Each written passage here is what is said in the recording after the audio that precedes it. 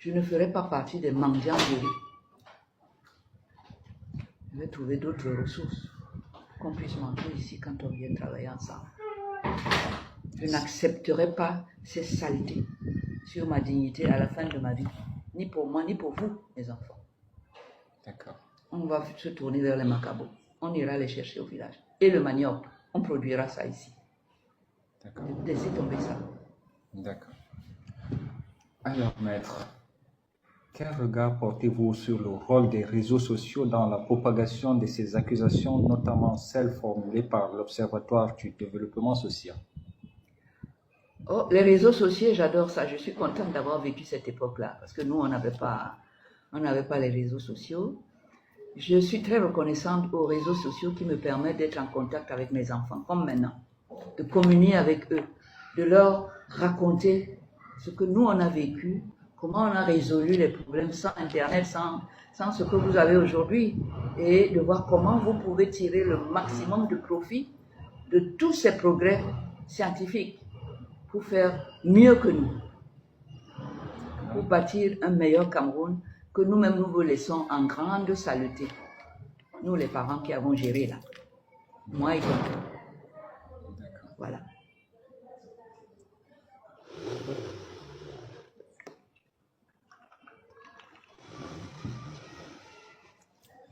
Alors, maître, vous êtes également convoqué à la police judiciaire du littoral pour des faits liés au bris de scellé au siège du REDAC.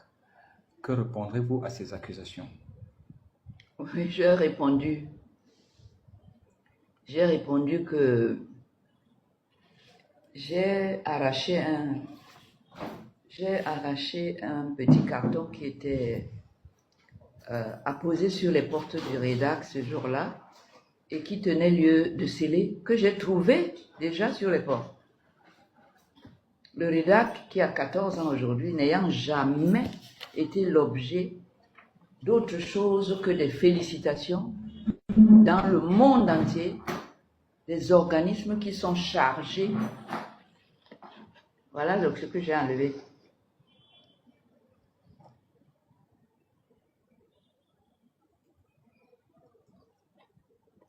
Vous appelez ça scellé. Et on me dit que ces scellés ont été apposés en vertu de l'arrêté numéro 00122A du MINAT du 6 décembre 2024. Voilà. Je les ai enlevés pourquoi? Parce que je suis retournée voir le code pénal. Et j'ai vu qu'effectivement, il y a une infraction qui s'appelle bris de scellé. C'est l'article 191. À l'article 191.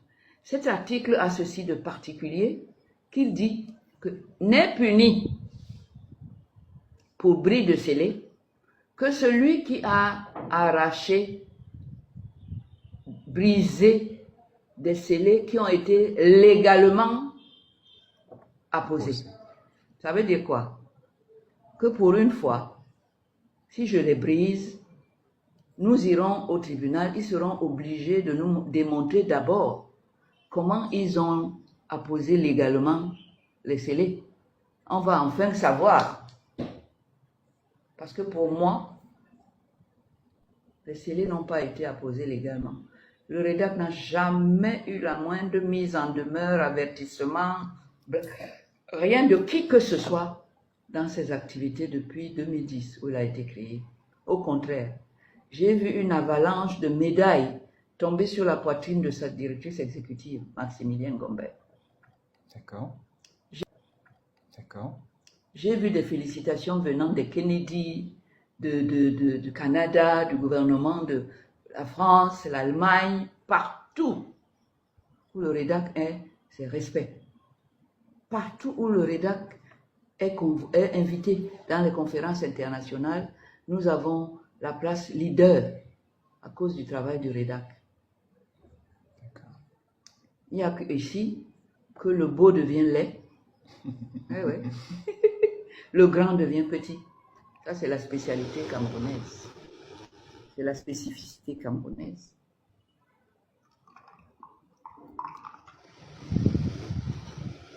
Mais ça, contre une voie de fait, j'ai opposé une voie de fait. J'ai arraché ce papier qui tenait lieu de sceller parce que j'ai vu que, en lisant même l'arrêté qu'ils n'avaient pas ce jour-là, je leur ai dit montrez-moi l'arrêté. Là, ils ne l'avaient pas. Mais en relisant ça sur mon téléphone, je n'ai vu nulle part que le MINAT a ordonné la position des scellés sur le REDAC. Nulle part. Je défie le ministre de venir proclamer ici que son arrêté contient cette mesure-là. Donc ce sont des bandits qui sont venus mettre les scellés chez nous.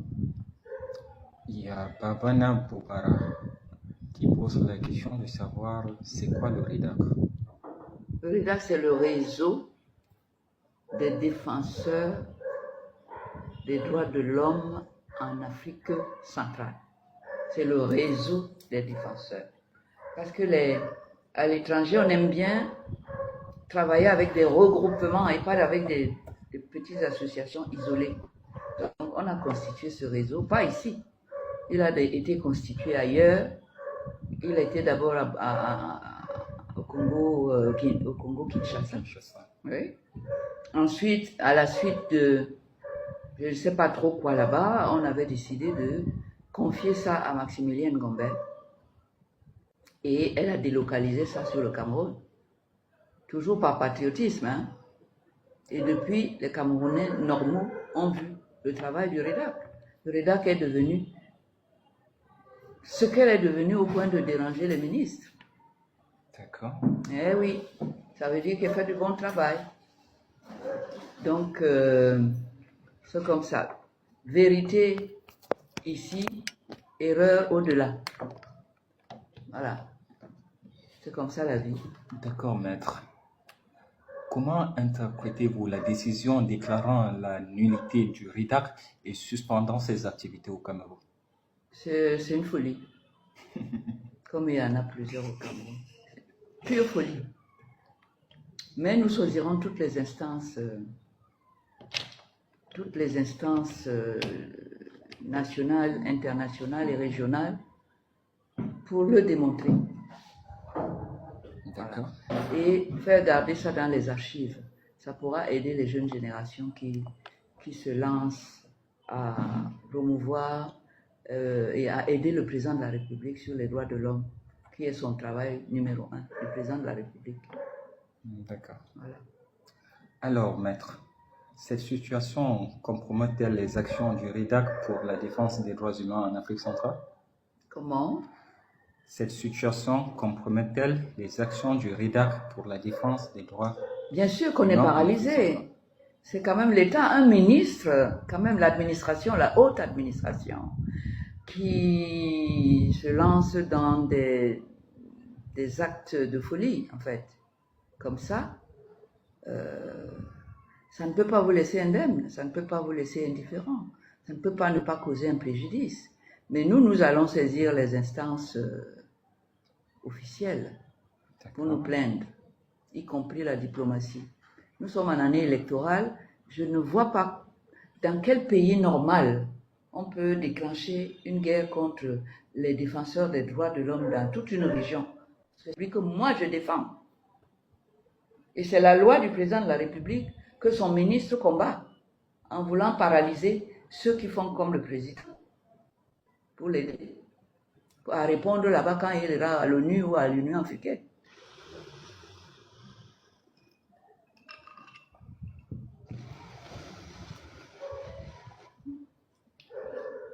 D'accord.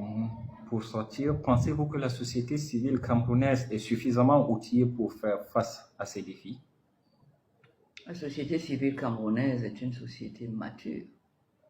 Ne serait-ce que les souffrances ont endurci sa peau et sa détermination. Elle est capable, elle a tout ce qu'il faut. Simplement une petite organisation. Malgré tous les poisons qu'on a essayé de lui insuffler, la division, le tribalisme, le népotisme, la justice qui ne va pas bien, malgré tout ça, je sais que la société civile camerounaise va rester debout, armée, prêt à affronter tous ces défis et à les relever. Je crois en la jeunesse.